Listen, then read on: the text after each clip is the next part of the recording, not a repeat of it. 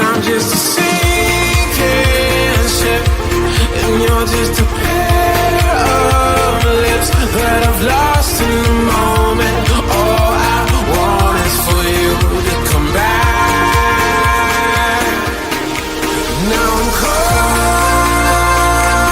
in the middle of life, and I need. Greetings and welcome to another edition of the Red Pill Diaries. I'm your host, Rashid, and I'd like to thank each and every one of you for joining me on this edition of the most powerful platform for truth on God's green earth. This is your platform for education, elevation, and edification. This is the Red Pill Diaries. As we wait for Dr. Paul Craig Roberts to join us on the platform, it's just so much news just dropping, right? So much stuff is going on today. I've just contacted Dr. Paul Craig Roberts again. So we'll wait for him, okay? But we're going to get some news. I want to give a shout out to Voltaire E is in the building, right? You put one question. Dr. Paul Craig Roberts is in the building. I'll bring him up on the screen now. Thank you, Mr. Roberts, for joining me again. Hey, Mark. Hey, Rashid. Glad to be with you.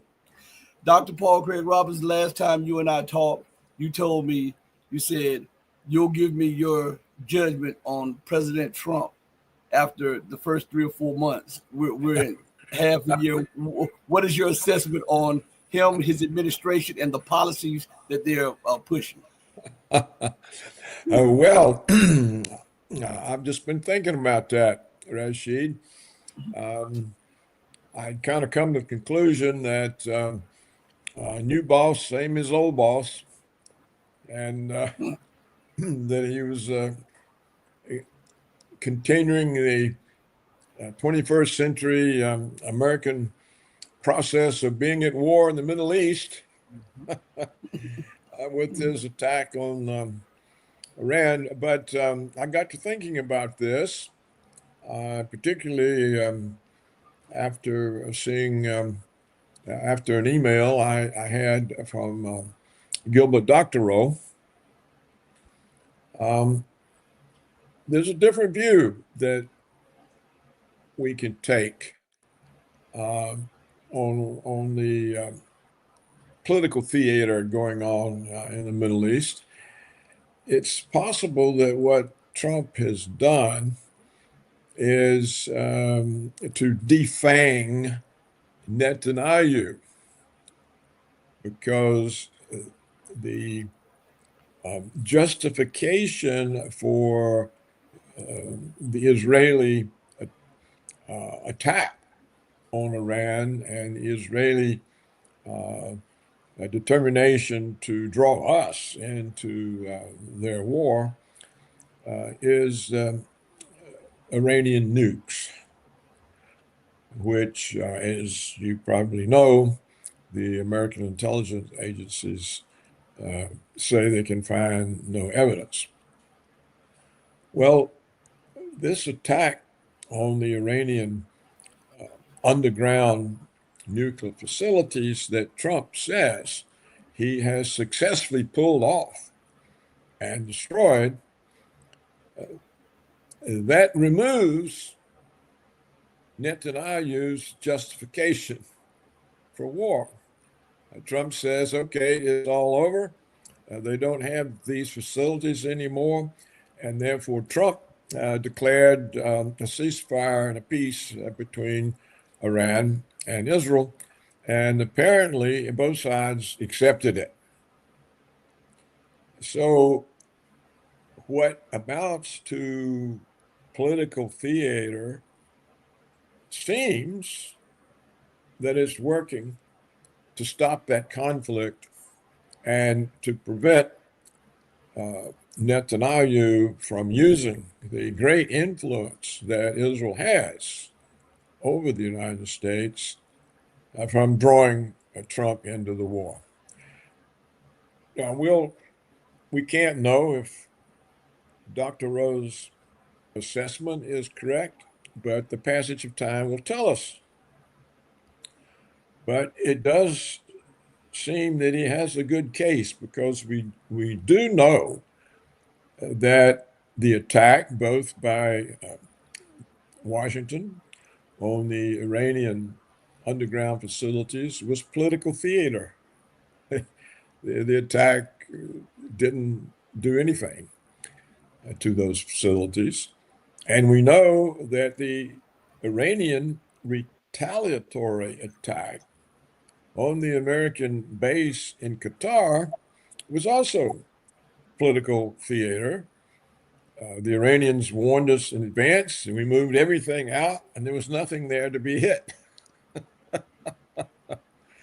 So it's entirely possible that Trump has used a cleverly managed piece of political theater to defame the ability of Netanyahu to bring about an Israeli-American war with Iran.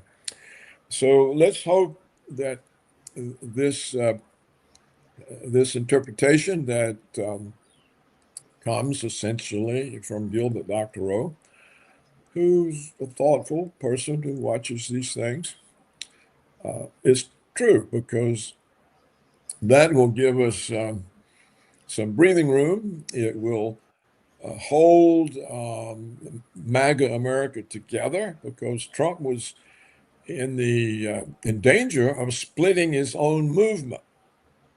You know, the component of MAGA Americans that are Christian Zionists, they're all for the war with Iran, because they've been taught all their life that God's purpose for America is to save Israel from Israel's own violence. Whereas the other part of MAGA America, they want Trump to deliver his domestic agenda. And it's very difficult to focus on domestic agendas if you're at war abroad, particularly with anyone who's formidable, which Iran would be. So it may be here that all of his bluster and aggressive behavior of Trump has succeeded. And if you look, the administration is very insistent. They destroyed everything, and even Tulsi Gabbard has gotten on board. And so maybe Trump has had a big success. I can't say anything other than that at this present time. It certainly looked as if he was in Israel's pocket, as he has been, and was being led with a ring through his nose by Netanyahu into another war. And that's what it looked like, but it may well be he defamed Netanyahu, and that this thing, at least for now, is over. I can't say one way or the other, Rashid, but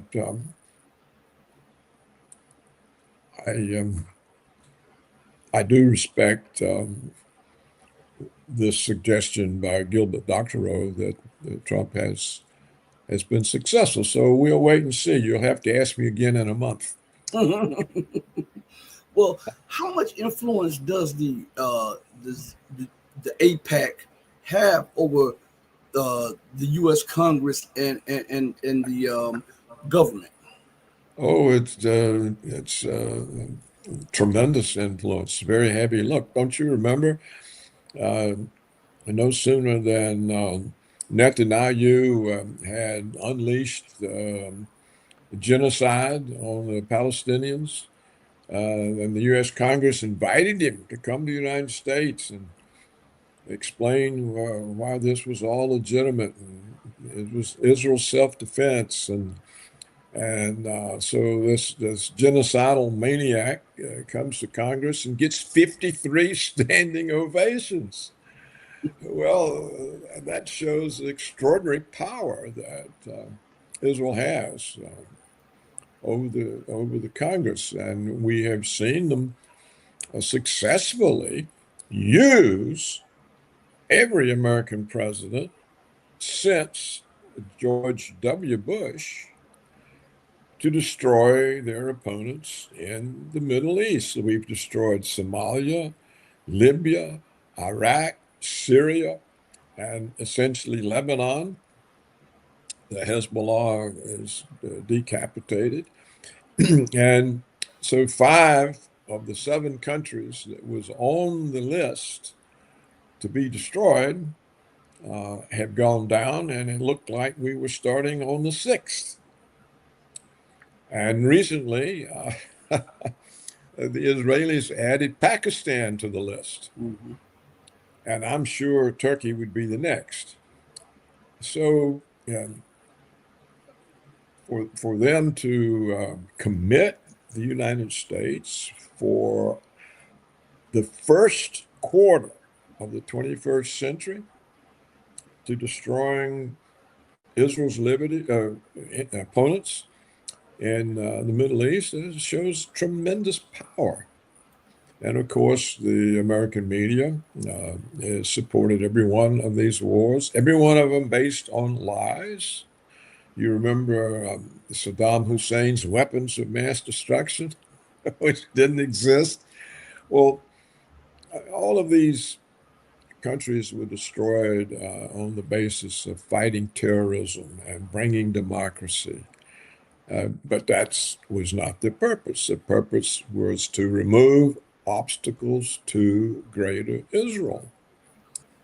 And now we've seen greater Israel expand. Originally, it was from the Nile to the Euphrates. And then an Israeli minister this year added half of Saudi Arabia. And then the other day, Netanyahu added Pakistan. So, so great Israel keeps getting bigger and bigger. And and of course, nobody has done anything about the Israeli destruction of Gaza, not just the country and all the buildings, but the people themselves. So, for a tiny little country, and for a Jewish population that's very small and almost of no significance size-wise in the United States, they have tremendous power and finance and media, entertainment, influence over Congress, influence over presidents. If you look at the Trump appointees, every one of them is a Zionist. So, in fact, I would say the most powerful force in the United States is the Israel lobby. Mm. They can reach into universities, block tenure decisions, get people fired from jobs. They can get legislation passed that you're committing some kind of a crime if you criticize Israel. Even Texas has passed a law that you can't have, you cannot do business with the state. You can't have a contract from the state of Texas if you're going to boycott Israel. So there's all kinds of special protections they've gotten passed, even in red states like Texas. So I can't really think of a more powerful force in the United States than the Israel lobby. Well, Dr. Roberts, this is like a catch-22. We look at the Israel lobby, and they use American power to push their policies and dominate. But to do that is expensive, not just militarily and politically, but it's expensive financially. And with the United States debt burden astronomical right now, to continue to push these policies will bankrupt and collapse. Well, it's already bankrupt, but it'll collapse the American empire. Do they sit down and do they think about that? Because if without the United States injecting money into Israel, Israel collapses because that's what's been holding up their economy. Well, I think they don't think about it, and I'm not sure that's even right, Rashid, because you see, as long as the United States is the world reserve currency, the dollar, which means countries settle their trade balances with one another in our currency, and as long as the dollar is the world reserve currency, it means that the reserves of the world's central banks are US Treasuries. So there's an unlimited demand for our debt. If our debt expands, so do the reserves of the world's central banks. They're very happy. They've got more reserves, they can extend more credit, lend more money, the economies can grow more. And so everyone has neglected this essential fact that the dollar being the reserve currency means the reserves of the world's central banks are US treasuries. They can't do without them. They want more. And so us being indebted simply means the world's central banks have larger reserves. They're happy. They're not going to dump them unless we continue to weaponize the dollar and make it dangerous for countries to hold dollar reserves. We stole the Russian central bank reserves. We stole Venezuela's. I can't remember if we stole the Iranian ones or not. I think we stole them and then gave them back. When they agreed some years ago they wouldn't develop uranium into weapons grade material. So the inability to trust the dollar because it's being weaponized has led to the formation of BRICS. It's the only reason BRICS exists. And they're trying to find a way to settle international balances without using the dollar.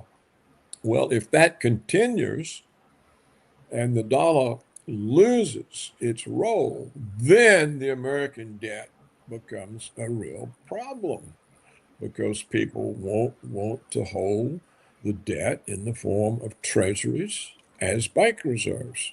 They'll want to hold something else, gold or some other reserve currency or some basket of other currencies.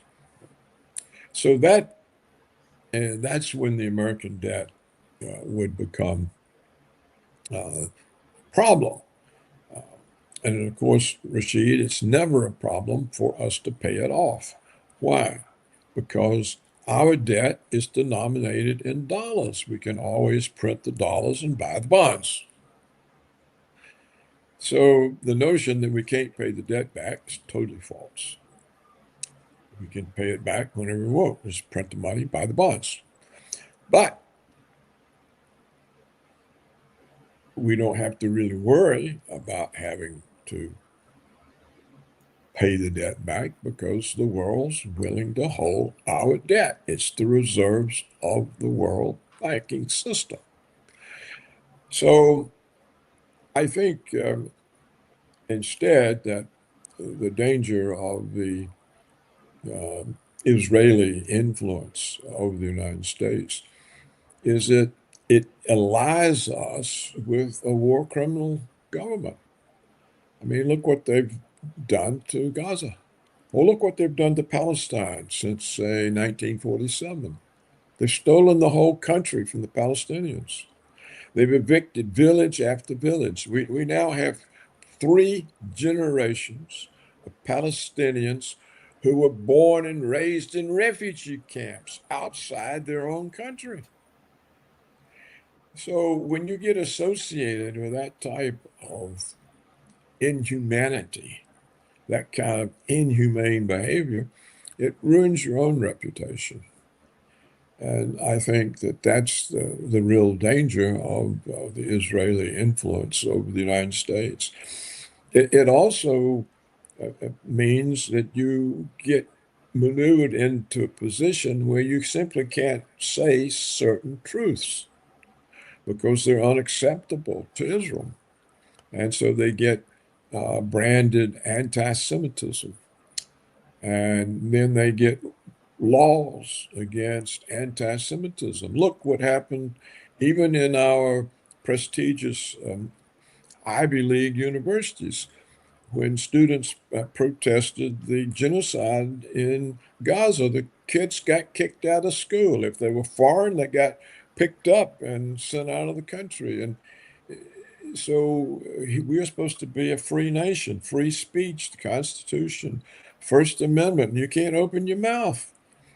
When Israel can close the mouths of Americans, which is what they are able to do, you see, Rashad, if I had a position right now on an American university faculty for what I've just said, I'd be fired. I'd be fired right now in the middle of the program. If I worked for an American corporation and I said what I just said, I'd be fired. Right now, I'd already be fired. I've already said enough. So that's the real situation. That's the real power. They can control our mouths. They can control what we're permitted to say. They can control whether we're permitted to protest against the evil things they do. So that's the real danger of having this kind of influence over us. And of course, the Congress it can't say a word. It has to stand up and give a mass murderer standing ovations. Well, this is humiliating. This is humiliating. So basically, we are a country that is routinely and continuously humiliated by the Israel army. One of the one of our people in the chat says, "Why is the purchasing power of the in the U.S. so weak?" Let me put it up here. I don't know what he means, the purchasing power. If he means the ability of the dollar to buy things is declining, yes, that's true. The dollar, when I was a kid, $1 was a lot of money. Yeah, me too. And so was a nickel. So was a nickel. So was 10 cents. Mm-hmm. 10 cents was the price of the Saturday afternoon double matinee. 10 cents was the price of a Pepsi Cola and a moon pie. As kids, we used to go around construction sites because construction workers would leave their empty Coca-Cola bottles Yep. and Pepsi Cola bottles, and they had a 2-cent deposit. So if we picked up 5 bottles, we had 10 cents. We could afford to go to the Saturday afternoon picture shows. Or if you had 10 cents, you could get 2 Hershey bars or a Hershey bar and a Baby Ruth. And it was real money. I saw the other day where somebody in the Congress has introduced a bill simply to eliminate all American coinage because it won't buy anything. It's not the only effective coin is the quarter, but a quarter won't buy anything. So they're talking about a member of Congress has introduced a bill to eliminate pennies, nickels, dimes, quarters. And of course, a $50 has already disappeared. You never see one anymore. When I was a kid, a $50 was a substantial amount of money. Mhm. Now, I didn't know anybody that got 50 cents for an allowance, a weekly allowance. The big allowance was a quarter. And so it's inflation. What causes the inflation? All kinds of things, endless number of things. So, and of course, a big factor in reigniting inflation was the mandated lockdowns from the COVID hoax, because that closed a lot of businesses. It removed a lot of supplies of goods and services. Some of the business never reopened. It destroyed supply chains. Uh, and when you have a reduction in supply, but not a reduction in demand, prices go up. So the latest igniter of inflation or reigniter was the COVID lockdowns, and it also, the COVID lockdowns also had the effect of um, firms moving from human customer relations to algorithms online, to robot voices, to so that it let the firms shift the cost of customer relations to the customer. So if you've ever experienced trying to resolve some difficulty with some service provider, whether it's your electric company or your internet company or your cell phone company, you know now how hard it is. It's very difficult to get a real person. It's very difficult to get the problem resolved. But before the lockdowns, you called up, somebody answered the phone on third ring, and after 3 minutes, your problem was fixed. Now it can go on for 3 days. So, and that, of course, pushes up all kinds of prices. It's such a waste of time. So, I don't think we have time this morning to get into inflation and all the many ways it, it can it can be caused. Actually, I had to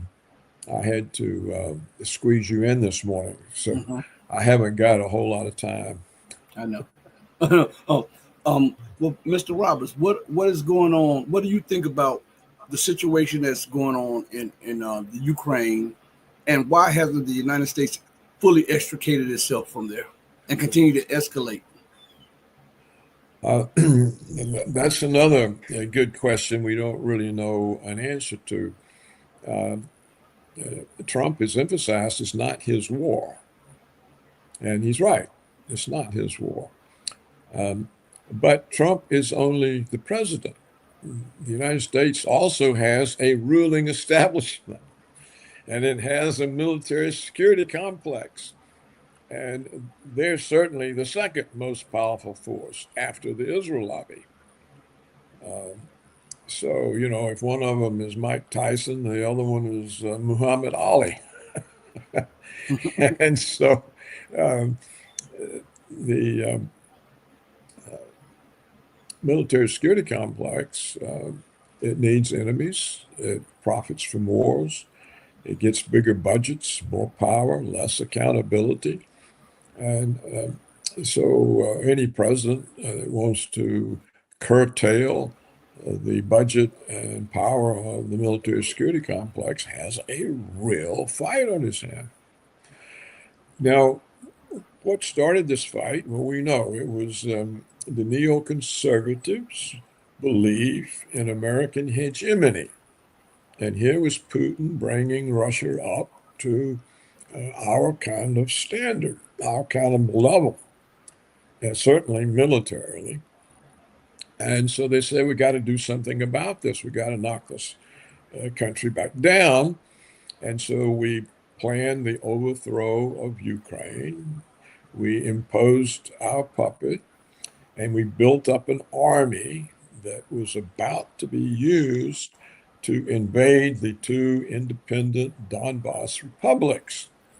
Well, these are Russians. These are Russian people who communist leaders stuck into the Ukrainian province of the Soviet Union for political reasons or administrative reasons. And they were about to be slaughtered. Well, this forced Putin to step in to protect those people. He did not invade Ukraine. He went into Donbass to kick the Ukrainian forces out of the breakaway republics. These are Russian people. Well, we turned it into Russian invasion of Ukraine, a war. And then we started supplying Ukraine with more and more and more weapons that we said we would never give them, but we did. We started supplying them with targeting information, intelligence, and then with long-range rockets that strike deep inside Russia. That we have caused the airports in Moscow to be closed on several occasions.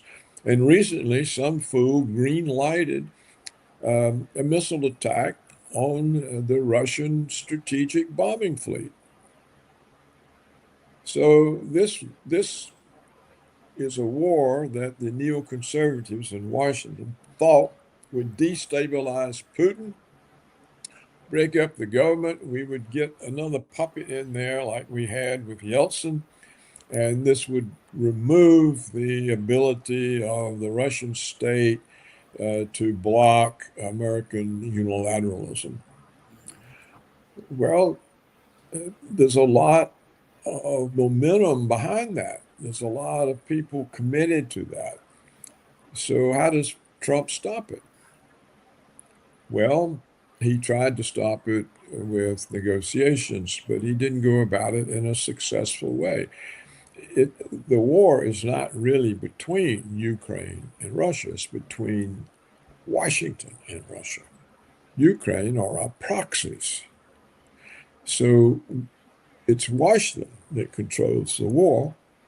And the only way it can be resolved by negotiation is for Putin and Trump to sit down and say, this is my view of the deal. This is my view of the deal. And what can we do to get these views merged so we can end this? Well, this hasn't happened.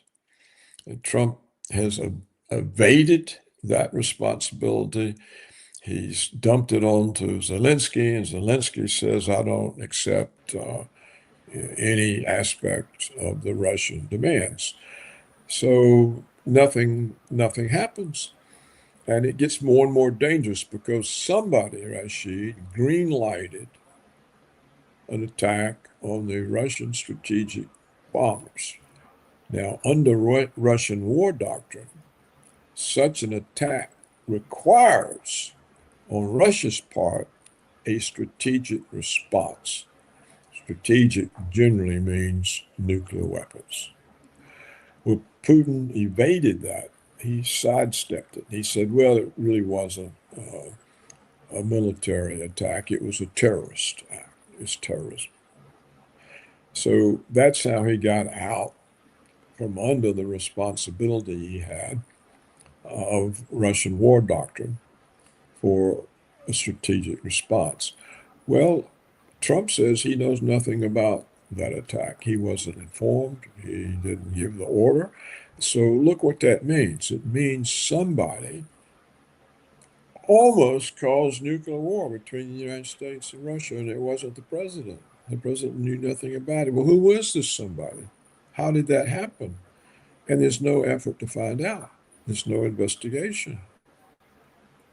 This is a very curious thing, that somebody green-lighted an attack on Russian strategic forces that, under Russian war doctrine, requires a strategic response from Russia.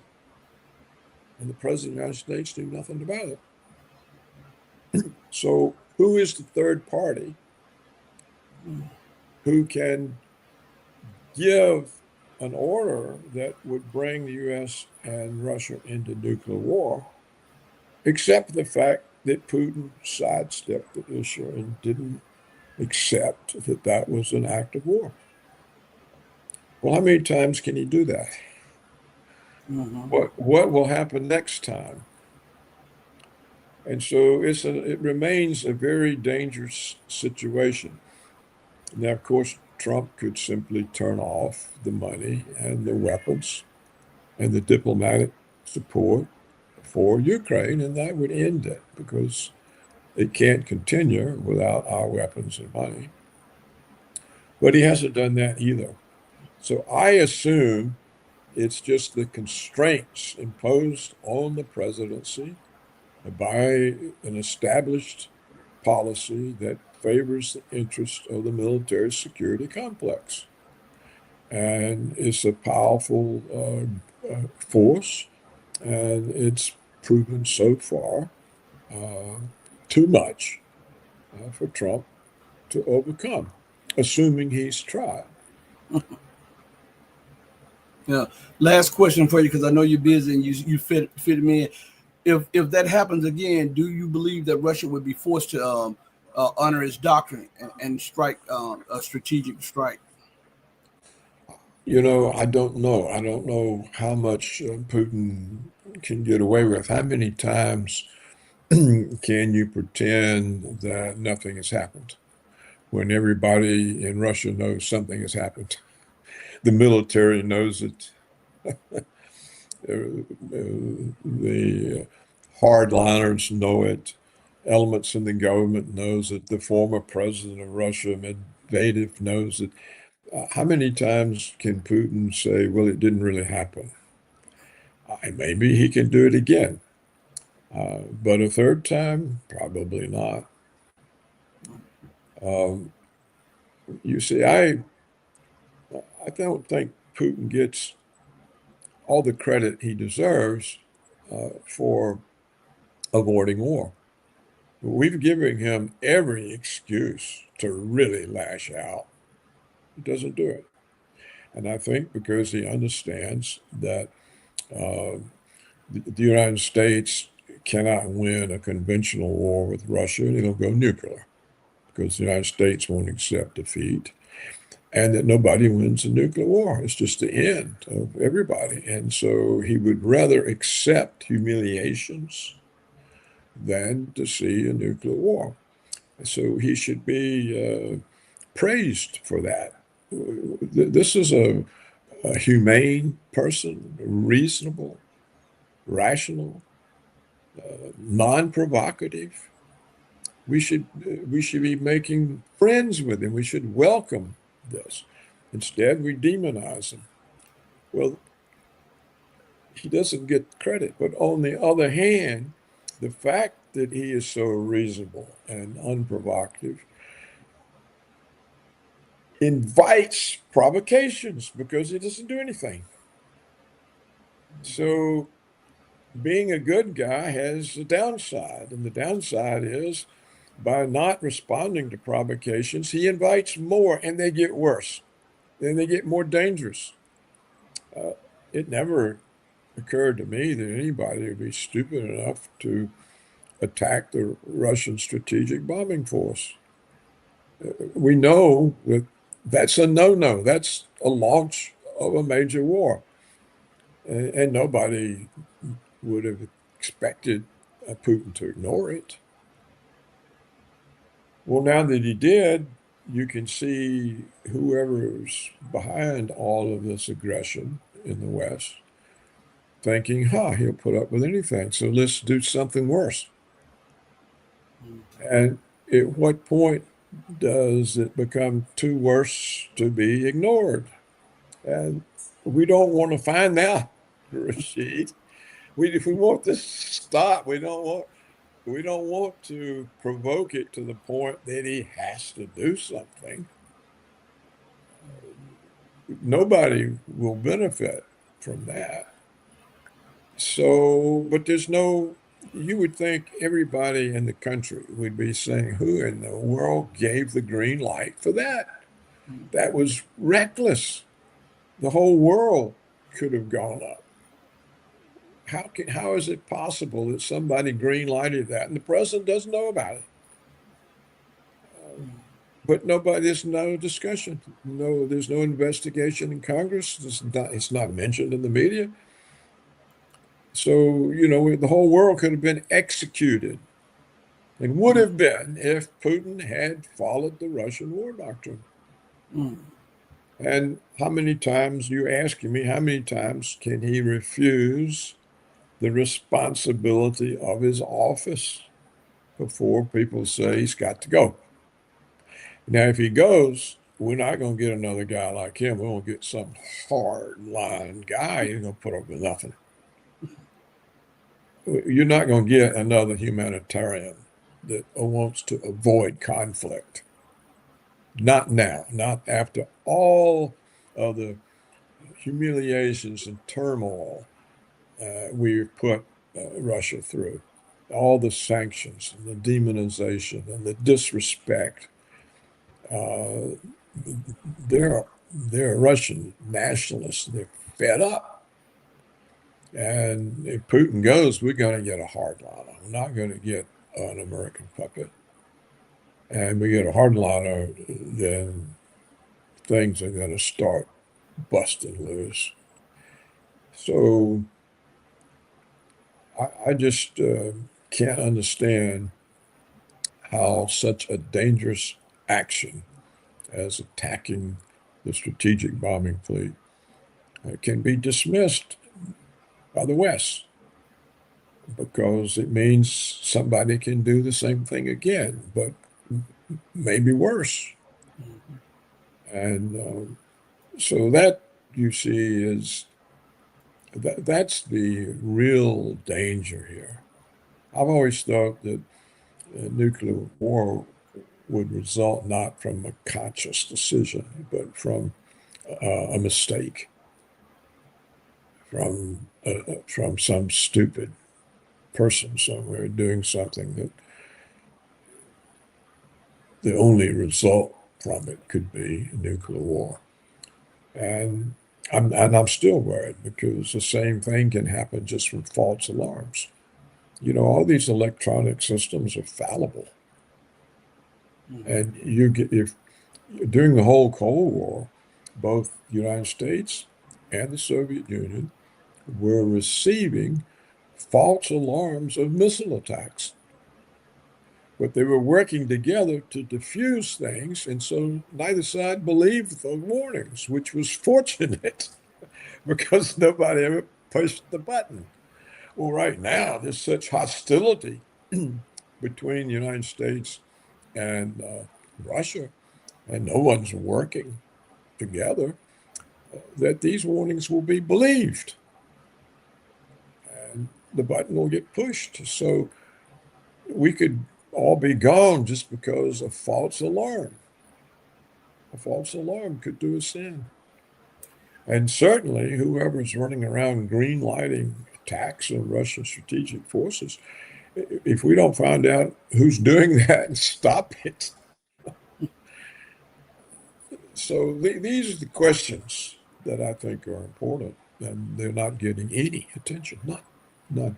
I keep talking about them, and no one else does. There's no one says, "Hey, he's right. This is dangerous."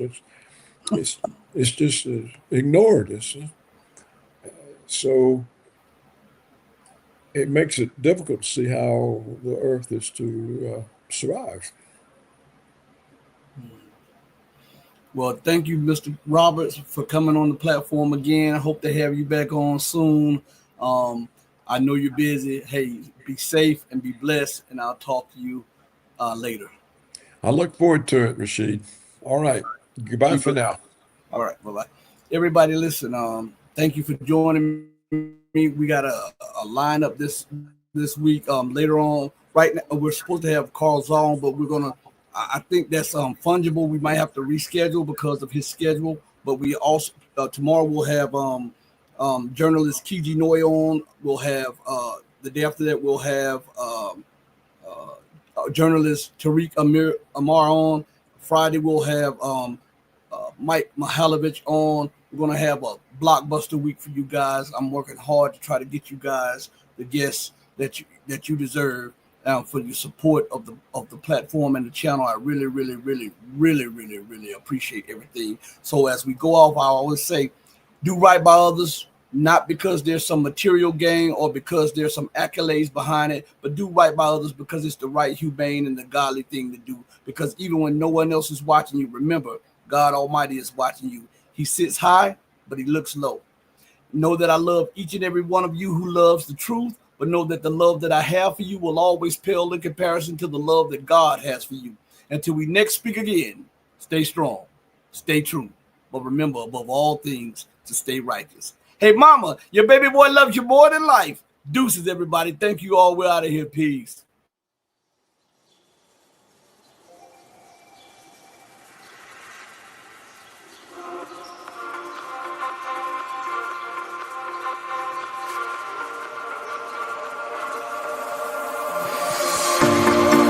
Told you to walk away.